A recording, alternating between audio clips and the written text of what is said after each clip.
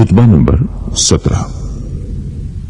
امیر المومنین حضرت علی علیہ السلام اپنے اس خطبے میں ارشاد فرماتے ہیں، یہ خطبہ اس مقام پر دیا گیا جب مدینے میں آپ کی بیعت ہوئی۔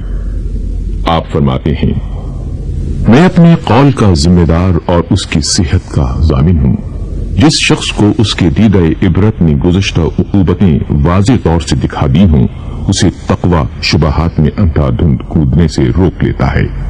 تمہیں جاننا چاہیے کہ تمہارے لیے وہی ابتلاعات پھر سے پلٹ آئے ہیں جو رسول صلی اللہ علیہ وآلہ وسلم کی بعثت کے وقت تھے۔ اس ذات کی قسم جس نے رسول صلی اللہ علیہ وآلہ وسلم کو حق و صداقت کے ساتھ بھیجا، تم بری طرح تہو بالا کیے جاؤ گے اور اس طرح چھانٹے جاؤ گے جس طرح چھلنی سے کسی چیز کو چھانا جاتا ہے، اور اس طرح خلط ملط کیے جاؤ گے جس طرح چمچے سے ہنڈیا، یہاں تک کہ تمہارے ادنا اعلیٰ اور اعلیٰ ادنا ہو جائیں گے۔ جو پیچھے تھے آگے بڑھ جائیں گے اور جو ہمیشہ آگے رہتے تھے وہ پیچھے چلے جائیں گے۔ خدا کی قسم میں نے کوئی بات پردے میں نہیں رکھی، نہ کبھی کذب بیانی سے کام دیا۔ مجھے اس مقام اور اس دن کی پہلے ہی سے خبر دی جا چکی ہے۔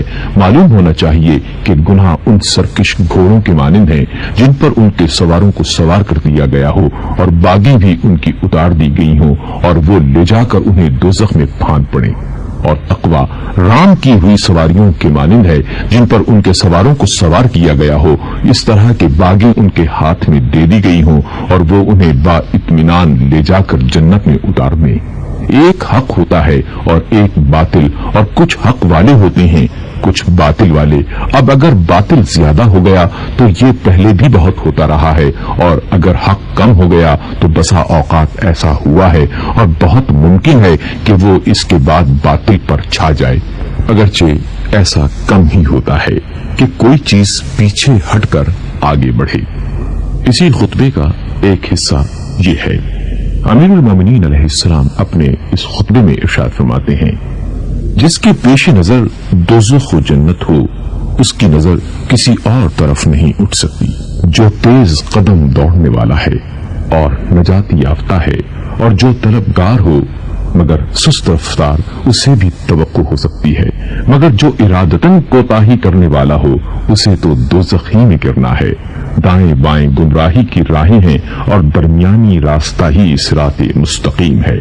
اس راستے پر اللہ کی ہمیشہ رہنے والی کتاب اور نبوت کے آثار ہیں، اسی سے شریعت کا نفاذ و اجرا ہوا اور اسی کی طرف آخر کار باز گشت ہے۔ جس نے غلط ادا کیا وہ تباہ و برباد ہوا، اور جس نے افطرا باندھا وہ ناکام و نامراد رہا۔